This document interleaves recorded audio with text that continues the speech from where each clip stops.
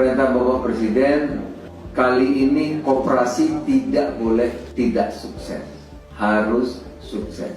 Permodalan plafon 3 miliar. Boleh diambil dari dana operasional dana desa, yaitu sebesar 3% itu. Jadi dari 3% itu kalau 1 miliar kan 30 juta. Berarti boleh 2,5 jutanya untuk akta notaris. Apa cuma saya di sini yang ragu dengan kesuksesan Koperasi Desa Merah Putih? Halo, Assalamualaikum warahmatullahi wabarakatuh. Jumpa lagi bersama Indo Layar Digital Reaction. Oke, kali ini saya mau mereaction tentang yang lagi rame ya, tentang Koperasi Merah Putih ya, yang sekarang lagi rame di desa-desa ya. Ini programnya Pak Prabowo ya. Oke, nggak perlu lama-lama, kita langsung saja lihat videonya ya.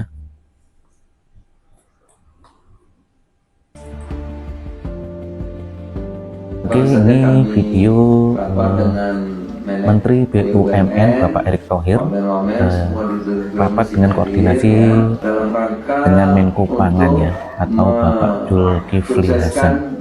Program utama Bapak Presiden yaitu Koperasi Desa dan Kelurahan Merah Putih. Perintah Bapak Presiden, kali ini koperasi tidak boleh tidak sukses, harus sukses. Permodalan plafon 3 miliar itu dari BUMN, kemudian akan menjadi agen pupuk, agen gas. Ini ada Pertamina, ada Dirut Pupuk di sini. Kemudian agen sembako, itu ada Bulog dan ID Food. Kita ingin buka menjadi penyalur bantuan-bantuan sosial dengan pos PT Pos, BUMN juga. Keberpihakan BUMN kepada koperasi ini akan sangat menentukan. Versinya ada Telkom ini, ya, sistemnya gimana gitu. Sehingga di koperasi itu tidak ada uang tunai kecuali untuk operasional harian. Nah, ini pidatonya Bapak Zulkifli Hasan ya. Pertama 3 miliar dengan bunga rendah, ya kan? Pinjaman nanti harus dikembalikan, gitu. Ya, 3 miliar bayarnya 6 tahun, gitu. Pinjaman. Kalau dulu kan dikasih terus habis. Ini enggak, ini bisnis usaha. Pinjol, rentenir, tengkulak dipangkas. Karena nanti semua melalui koperasi. Pupuk melalui koperasi, beriling ada di koperasi, gas LPG ada di koperasi. Yang berikutnya, desa yang paling ujung itu dapat akses langsung ke pusat-pusat. Pusat keuangan perbankan ketemu langsung, pusat-pusat produsen ketemu langsung, ya. Jadi ini memberikan akses yang luas terhadap desa, dengan diharapkan nanti desa ini bisa tumbuh ekonominya, kabupaten, provinsi, Indonesia bisa menjadi lebih maju. Koperasi ini bukan dikasih uang, dia. Oke, itu pernyataan Menteri atau Bapak Zulkifli Hasan ya. Dan ini Koperasi Merah Putih ini diberi plafon ya sebesar 3 miliar ya, dan tenornya 6 tahun. Dan ini beberapa komentator dari komentar maksudnya ya, komentar dari netizen ya. Ini rakyat tidak butuh pinjaman ya katanya. Kami bisa ke bank. Kami perlu regulasi yang mendukung UMKM kecil dan jalan yang baik guna mempermudah jual beli. Lokasi pinjam 3M tapi akses jalan nggak ada mati, nah, percuma bos katanya netizen ya. Oke, kita next video selanjutnya ya. Itu musyawarah desa khusus itu selesai di 31 Mei harus selesai. 12 berarti terakhir 31 Mei ya, dan 12 Juli itu akan di operasinya akan launching ya. Pembentukan Kopdes atau Koperasi Kelurahan Merah Putih. 28 Oktober nanti akan launching sudah koperasinya. Sudah jadi. Jadi saudara-saudara bayangkan kami akan kerja Mei, Juni, Juli, Agustus, September, 6 bulan ya. 6 bulan dari tidak ada menjadi terbentuk 80.000 koperasi yang sudah operasi ya. Nah, ini untuk teknis pendanaannya ya, atau pendanaan dari Koperasi Merah Putih ya. Menteri Desa Yandri Susanto jelaskan teknis pendanaan Koperasi Desa Merah Putih ya. Oke, langsung saja kita play videonya ya. Gimana pendapat Pak Menteri ini ya? Khusus untuk pembentukannya, kami minggu lalu sudah mengeluarkan surat edaran untuk pembiayaan notaris yang sebesar 2.500.000 itu boleh diambil dari dana operasional dana desa, yaitu sebesar 3% itu. Jadi dari 3% itu kalau 1 miliar kan 30 juta. Berarti boleh 2,5 jutanya untuk akta notaris. Tapi ada juga pemerintah daerah, pakai itu kabupaten, kemudian provinsi yang ikut seperti Jawa Tengah pakai CSR ya. Banten juga itu pakai CSR. Jadi kalau sudah ada CSR, sudah ada sumber dana yang lain, tidak boleh lagi pakai dana desa sehingga tidak ada double pendanaan. Jadi kami sudah mengantisipasi sehingga para kades di seluruh Indonesia tidak ada lagi alasan masalah pendanaan, termasuk bisa digunakan juga kalau rapat musdisus tadi, musyawarah desa khusus bisa digunakan untuk beli kue atau minumnya bisa dari dana operasional itu. Jadi termasuk kalau pendanaan Koperasi Merah Putih nanti setelah badan hukumnya ada, unit usahanya sudah ada, tentu akan dibuat sedemikian rupa melalui verifikasi dari Bank BRI dan BNI. Plafonnya itu kalau kemarin waktu rapat ratas dengan Pak Prabowo, Pak Presiden minggu lalu itu 3 miliar. Ya 3 miliar itu buat apa? Ya mungkin dia mengusulkan untuk gas LPG di desa itu, untuk pupuk, untuk sembako, atau untuk beli truk, ya dan lain sebagainya. Tapi itu benar-benar murni bisnis, profesional. Nanti ada keuntungannya. Nah keuntungannya sudah kita Nah, pastikan ini buat ada siapa dan bagaimana. salah satu Kira-kira komentar begitu dari skemanya. kepala desanya. Kita baca langsung ya. Maaf Pak, saya kades Pak. Kalau biaya akte notaris diambil dari dana BOP 3%, ya tidak bisa segampang itu. 3% itu diatur melalui penggunaan dana desa. Kalau itu dijalankan wajib kami menunggu peraturan lebih lanjut ya katanya.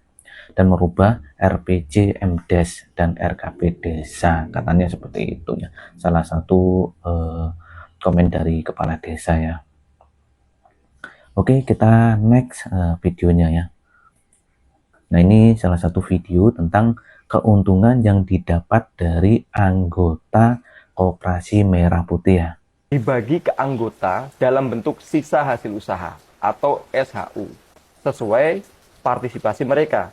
Jadi secara sederhana, kalau BUMDes itu dimiliki oleh desa dan hasil keuntungannya kembali ke desa dalam bentuk PADes, maka koperasi dimiliki oleh masyarakat dan keuntungannya langsung dibagikan ke anggota melalui sisa hasil usaha.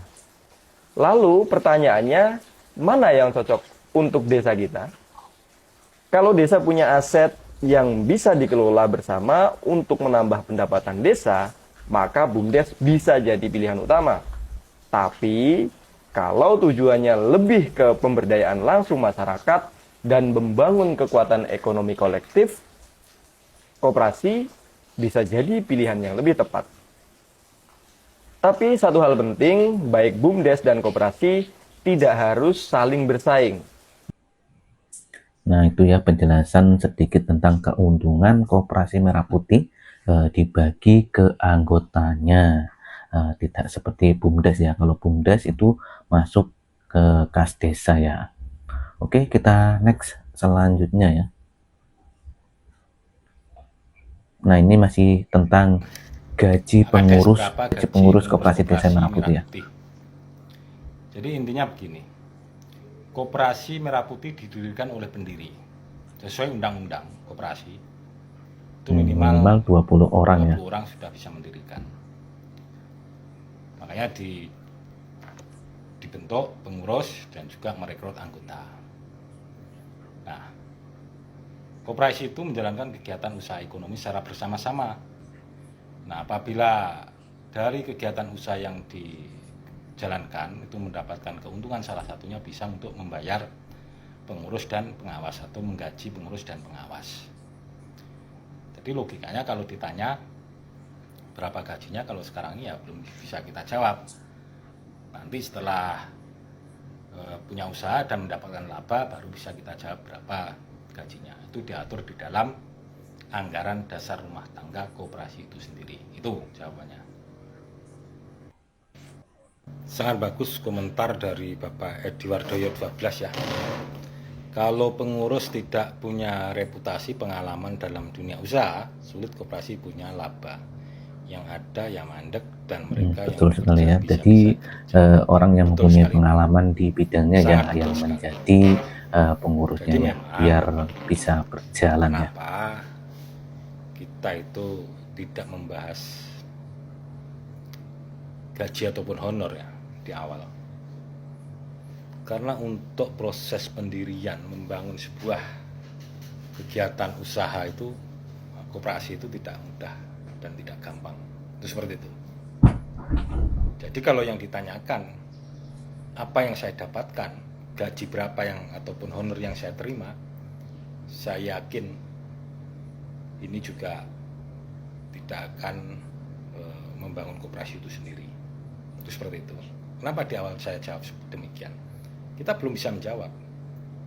Kalau seandainya koperasi itu tidak berjalan dan tidak bisa menjalankan usahanya, tidak akan mendapatkan laba, bagaimana kita bisa mampu membayar baik itu pengurus maupun perangkat koperasi itu sendiri. Itu seperti itu.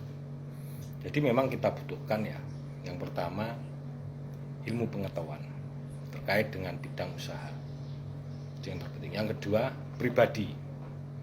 Bagaimana kepribadian orang itu. Terus bagaimana attitude orang itu, calon pengurus, dan juga bagaimana gagasan dan pemikiran pengurus itu sendiri. Tentunya yang mereka mempunyai jiwa-jiwa pengorbanan untuk kemajuan desa itu seperti itu. Kenapa? Proses membangun ataupun merintis sebuah koperasi itu tidaklah gampang. Itu butuh waktu, proses panjang untuk bisa betul-betul koperasi itu survive, menjalankan usaha, bisa bertahan dan bisa mendapatkan hasil. Ini pengalaman ya. Ini pengalaman 2016 bagaimana BUMDes awal diberdirikan.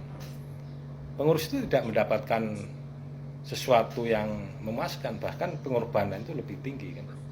Bayangkan orang 1 bulan digaji 150-100 ribu, itu seperti itu.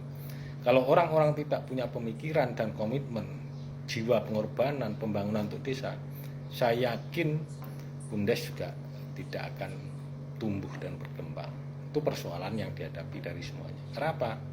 Kalau kita sudah ngomong gaji, mungkin modal yang kita setorkan itu habis untuk membayar pekerja. Kalau itu yang terjadi, berapapun modal yang kita setor bakal habis, sementara usaha tidak ada.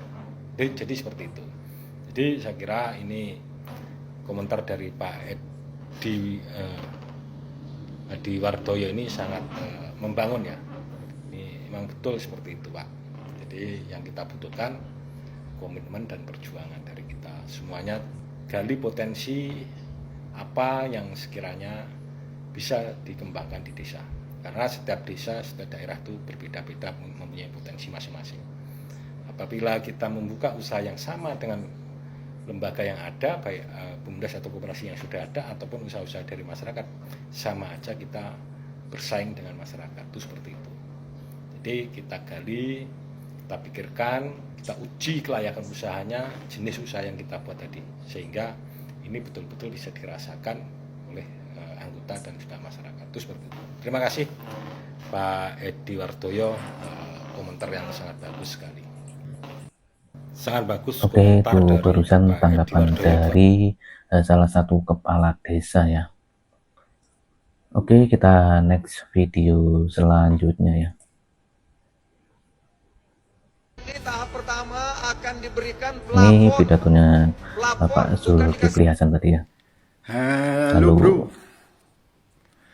baru saja menyimak penjelasan dari Bapak Menteri Pak Zulhas ya, Zulkifli Hasan, yang memberikan pernyataan dan penjelasannya terkait pendanaan koperasi Desa Merah Putih. Sekali lagi, ini bukan diberikan uang gratis atau hibah dan lain-lain, melainkan diberikan plafon. Plafon. Bukan plafon rumah ya. Plafon, bro.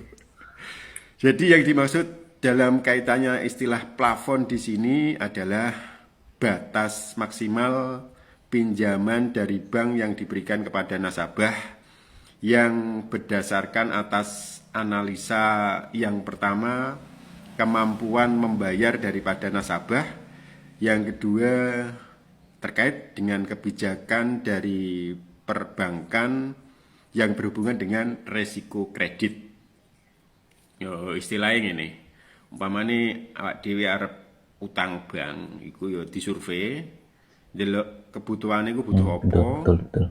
terus misalkan butuh gawe usaha A katakan. Nah di sini hasil analisa dari perbankan, disurvei dan lain-lain.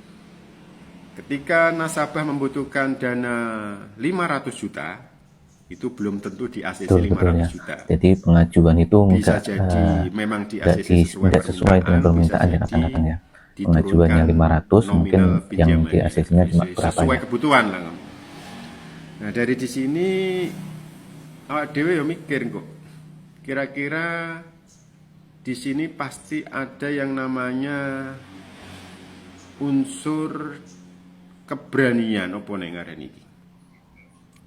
Spekulasi. Wah ini gak para pengelola koperasi Desa Merah Putih ini berspekulasi, pinjam duit untuk hal yang produktif. Yes. Ngasilno iso nggo bayar nanti bisa ada selisih keuntungan. Nah, ngono mbah. Piye kita ikuti dulu kebijakan ini benar, ya. Dan tentunya Kita ikuti saja ya kebijakan-kebijakannya dan teknisnya gimana ya. Hal yang positif untuk masyarakat desa. Terima kasih, salam kemajuan untuk desa untuk kita Oke, semua. terima kasih ya Bang. Go next video selanjutnya ya. Menteri Julhas ini mengatakan komentarnya modal netizen awal ya. Koperasi Desa Merah Putih 3 miliar berasal dari pinjaman bank.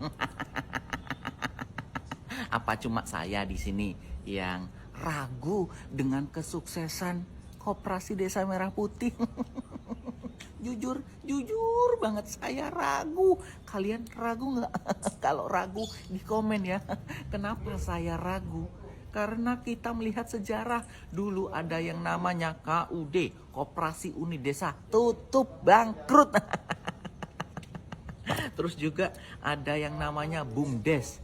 Tidak semua desa itu bisa mempertahankan Ya, BUMDesnya. Karena apa? Banyak yang awalnya buka, lalu beberapa tahun tutup bangkrut.